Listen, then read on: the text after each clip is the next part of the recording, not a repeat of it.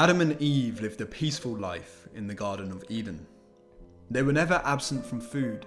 The thought of fighting to stay alive never crossed their minds, and their fingers had never gone numb from the cold. They had never seen the crimson red of blood.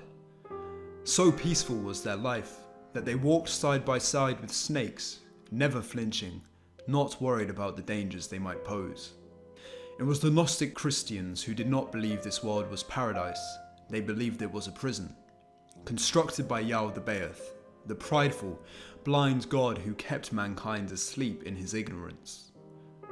The Gnostics thought the world was made to be restrictive and distracting, drawing man's energy away from divine consciousness, slowing its vibration to resonate with the lowly consciousness of Yaldabaoth. And it was the snake who offered us the fruit, a predator. This woke us up, and it is predators who transform the minds of human beings, and it was through the serpent in the forest that a large amount of evolutionary pressure was applied to us. Eating the fruit granted Adam and Eve the knowledge of good and evil, which also presented them with freedom. Now man was free to find what the Gnostics believed to be completion, gnosis. In Eden, Adam and Eve were naive and childlike. They were untroubled, but they did not have the same awareness of the world as the angels. The Archons, servants of Yaldabaoth, were shadowy, serpentine figures enlisted to enslave man through darkness, sucking onto his soul like a leech and diverting his gaze into the abyss, directing his attention into nothingness, away from the high lights of civilization, ecstatic art, theology, health, virtue. True virtue is not still. It burns like a fire and burns inside of you like a flame. It wants to light up the world and illumine it. The virtuous and strong man wants to make the world his domain. He does not want to shy away from it. This is why the Gnostics wanted to be free and aware, not asleep in ignorance. The Archons can be seen in a similar way to the temptation of sin that comes from a more Christian thought. They mingle with you, seductive and secret. They want you to bind with them and create things that are ghastly and far away from God. Things that are an abomination to the light from above. Things that begin to slow the vibration of human consciousness, sapping libido, weakening faith. And many people will hear this and hear a man rambling about these strange texts and think, "Are you a lunatic? What do you mean that the world is full of these snake creatures sleeping with human beings and sucking their souls into darkness?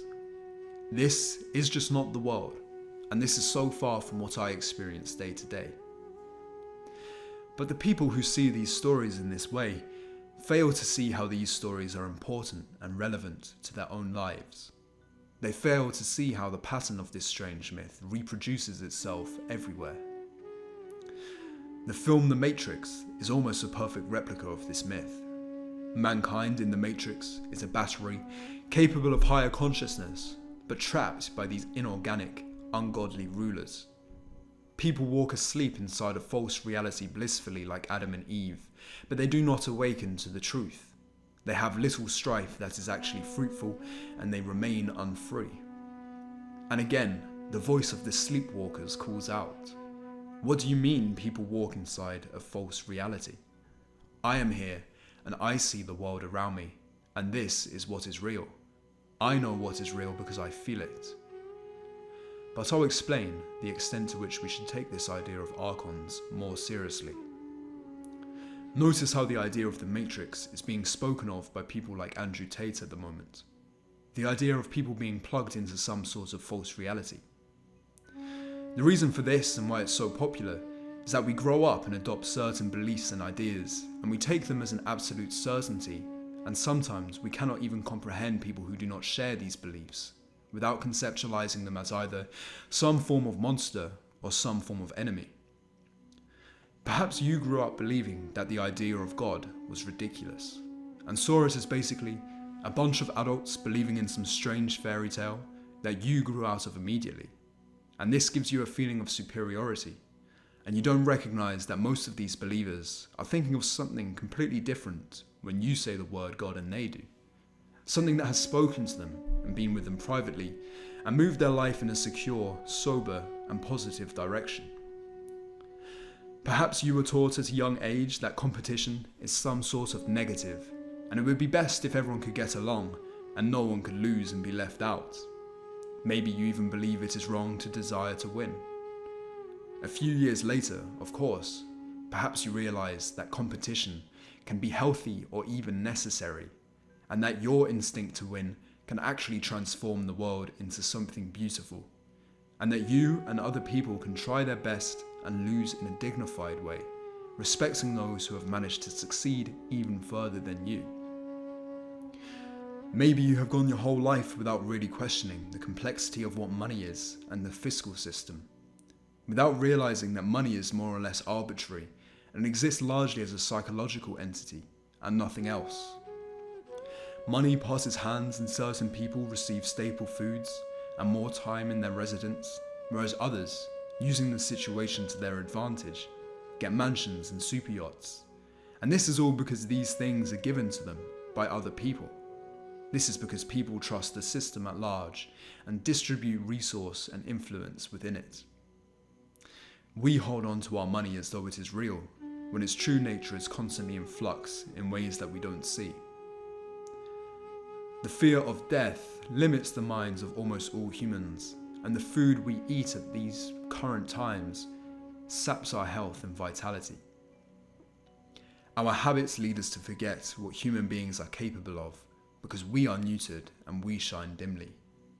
Some of our ancestors were so in tune with the world, they could take down lions.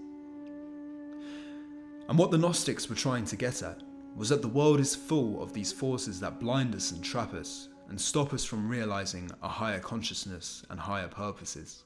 And it was the point of these Gnostics that from their origin, these forces were animate and alive, secretly speaking through the world. And here again the sleepwalkers will drift off and call these ideas crazy, because it is easier to not take these scriptures seriously. But the mystics who believed in this stuff were coming to terms with something that, at least as a symbol, is very, very real. Because you can actually see the will of these forces being brought to life in certain people. People like the resentful man. The resentful man becomes cynical, bitter, and malicious. But at the same time this happens, interestingly, they lose more and more of their own self-control. The actions of others have more of an effect on them and their ego. They quickly become neurotic, driven by responsiveness, and cannot really recognize what they truly need to do to escape their cesspit of bitterness. You might say that this person lacks higher thinking and clarity. They are slaves to their instincts and are controlled by these more basic and material mechanisms of the body. They are more distressed when their gut signals to their brain that they are hungry or in pain. And all of this factors into why they do not succeed in life and why they want to take out their revenge on the world. These people have either adopted a truly materialistic worldview or are at the whim of matter and its dictums and certain systems of the material world. And the Gnostics are trying to figure out what the voice of this matter that is imprisoning man and causing him to commit these crazy, atrocious actions is. And maybe this is where the Gnostics go wrong, because they shun the material world, whereas a typical Christian might rather look at the material world as a sort of spiritual bride. But the Gnostics still have a very good point to be acknowledged. As soon as our consciousness cannot rise above the material world and its systems and is subordinate to it, you can see the will of Yao the Baoth and the Archons speaking through that person more and more. You even see some of the elites who partake in these systems having these rituals, burning effigies of these idols and gods, worshipping these strange figures, and bringing about systems of chaos and degeneracy. That should make you think. Who is really bringing about their will in the world? Is it the human beings in power, or the symbols and characters of the unconscious that they worship and serve? Mythology is a quest to explain reality at the deepest level. It extends far beyond what our rational minds tend to be able to articulate. But, moving on, The Gnostic scriptures describe these Archons as powerless, completely and utterly. Their powers are restricted by a figure of truth who came in the last days, Christ, preventing the Archons from controlling fate. Christ, as an incarnation of the Word, unifies the cosmos.